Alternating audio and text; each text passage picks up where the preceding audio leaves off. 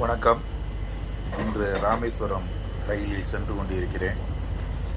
AC கோச்சில் B3 கோச்சில் பார்த்தீங்கன்னா சாப்பிட்ற உணவை சாப்பிட்டுட்டு நமது மக்கள் இப்படி கொண்டு போய் பிளாஸ்டிக் நிரம்பி வழியும் வகையில் இந்த பையில் மக்கள் சாப்பிட்ட உணவு அல்லது இந்த டப்பாக்களை பிளாஸ்டிக் பையில் கட்டி போட்டிருக்கிறாங்க. ஏற்கனவே 2 பை இங்கே தயாராக இருக்குது. அதாவது ரயில்வே துறை மாதிரி உள்ள மக்களுக்காக குப்பைகளை போடுறதுக்காக குப்பை பை இப்படி வச்சுருக்கிறாங்க.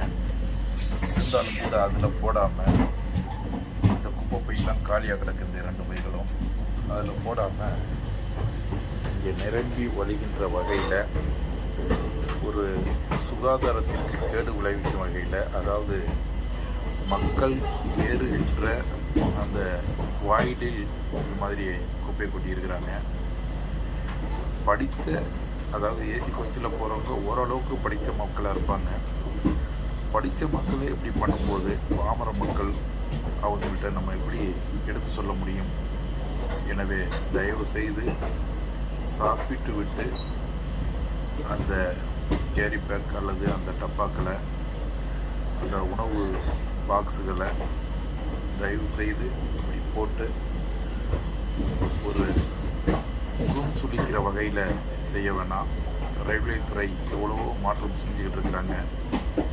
நாமும் நம்மால் இயன்ற வரை ஒத்துழைப்பு அளித்தால்தான் நமது தேசத்தை சுகாதாரமான முறையிலே மாற்றி அமைக்க முடியும் என்பதை ஒரு அருள் கூர்ந்து அன்போடு பாசத்தோடு தெரிவித்துக் கொள்கிறேன்.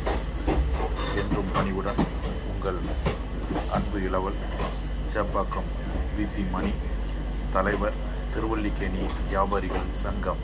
நன்றி, வணக்கம். இந்த பதிவை பார்க்குறவங்க நல்லா இருந்தால் ஃபார்வர்ட் பண்ணுங்கள்.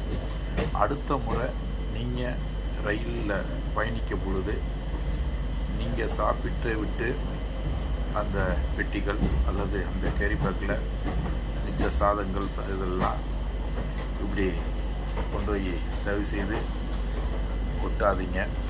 இதனால் கொசு மொய்க்கிறதுக்கு வாய்ப்புகள் அதிகமாக இருக்கும். சுகாதாரமான முறையில் நமது ரயில் பயணத்தை அமைத்து கொள்ள இது போன்ற பிளாஸ்டிக் குப்பை பைகள் அங்கங்கே தொங்க விட்டுருக்குறாங்க. அதில் பார்த்து போட்டு ஒரு நல்ல ஒரு சூழ்நிலையை நாமும் உருவாக்க முயற்சி செய்வோம்.